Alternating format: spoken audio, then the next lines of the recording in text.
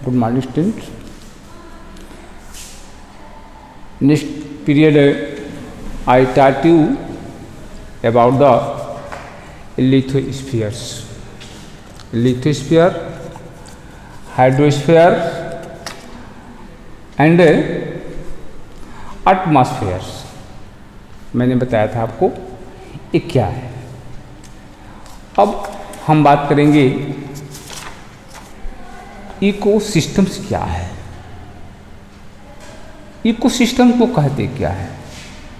Ecosystems वह systems होते हैं जो लोग एक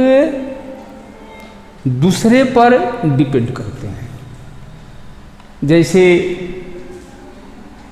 मनुष्य पौधों पर डिपेंड करता है और पौधे नेचर पर डिपेंड करते हैं। जो इनके बीच की कड़ी हो इनको कहते हैं इकोसिस्टम्स, अर्थात the relation between living organism as we relation between the organism surrounding the ecosystem. कहता है कि जो हमारा संबंध नेचर से है और जो प्लांट का संबंध हमसे है, हमसे संबंध प्लांट से है, इन दोनों को संबंध को इकोसिस्टम्स कहते हैं। द इकोसिस्टम्स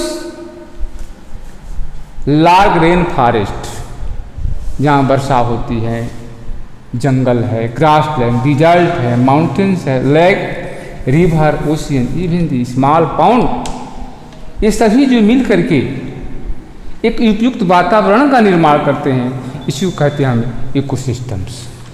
अब हम बात करेंगे ह्यूमन इन्वायरमेंट की। ह्यूमन इन्वायरमेंट क्या है? अब जो ह्यूमन इन्वायरमेंट है, मनुष्य की असीमित आवश्यकताएं होती हैं। इन आवश्यकताओं को पूर्ति करने के लिए सबसे पहले वह शुरू में जब इतना विकास नहीं हुआ तो प्रकृति पर डिपेंड करता था, खाना से ले खाना, कपड़ा, जो भी है। लेकिन जैसे जैसे मनुष्य का विकास होता गया और उनकी जो जीवन की मूल आवश्यकताएं हैं उसके पूरा करने के लिए वह तमाम प्रकार की खोज करने लगा। कुछ तो प्रकृति से लेता गया और कुछ फिजिकल, कुछ केमिकल तरीके से अपनी आवश्यकताओं को पूर्ति करता गया। अब इनका जो है उन लोगों ने अपना जीने का तरीका बदल दिया। लोगों ने बार्टर सिस्टम्स, और what are the barter systems? Barter systems यह सिस्टम होता है कि लोग सामान के बदले पैसे से लेन देन करते हैं। बार्टर सिस्टम पहले था कि पहले पैसे का खोज नहीं हुआ था तो लोग सामान से सामान का अदला बदली करते थे। लेकिन जैसे जैसे लोगों की आवश्यकताएं बढ़ती गई वैसे वैसे लोग अपने सामानों को पैसे से खरीदना बेचना, इस तमाम प्रकार के, उसको हम बार्टर सिस्टम कहते हैं। अब लोगों ने धीरे धीरे जब पहिए का खोज कर लिया तो इनका सिस्टम और बदलता गया और धीरे धीरे वह सिस्टम कॉमर्स अर्थात व्यापार का रूप लेता गया। लोगों ने अपने सामान को बचाकर, सामान को बना करके बेचने का किया और उसी समय रिवोल्यूशन, क्रांति का जन्म हुआ था। कई बार क्वेश्चन से आता है, आप लोग पढ़े भी हैं, कि सबसे ज़्यादा क्रांति किस देश में हुआ है या सबसे ज़्यादा अधिक कौन लड़ा है?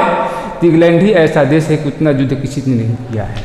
अब यही कारण है कि जितना इंग्लैंड के पास धन है किसी के पास तो धन है नहीं। तो लोगों ने, जो लोगों के अंदर प्रोडक्शन की भावना हुई, लोगों ने अपने सामान को बनाना शुरू किया तो उनके अंदर धीरे धीरे यह क्रांति पैदा हुई और एक तरह से होल कंपटीशन बच गया।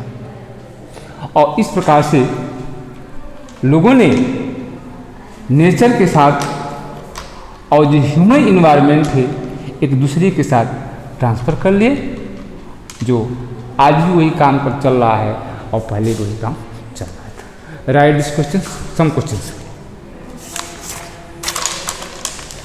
What is an ecosystems?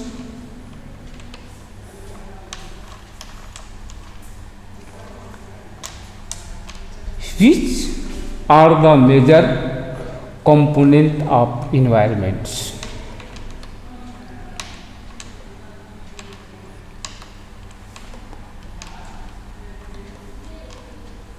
Reason: first, man modify his environment. Second, plant and animal depend on each other. Give the reasons. That's all.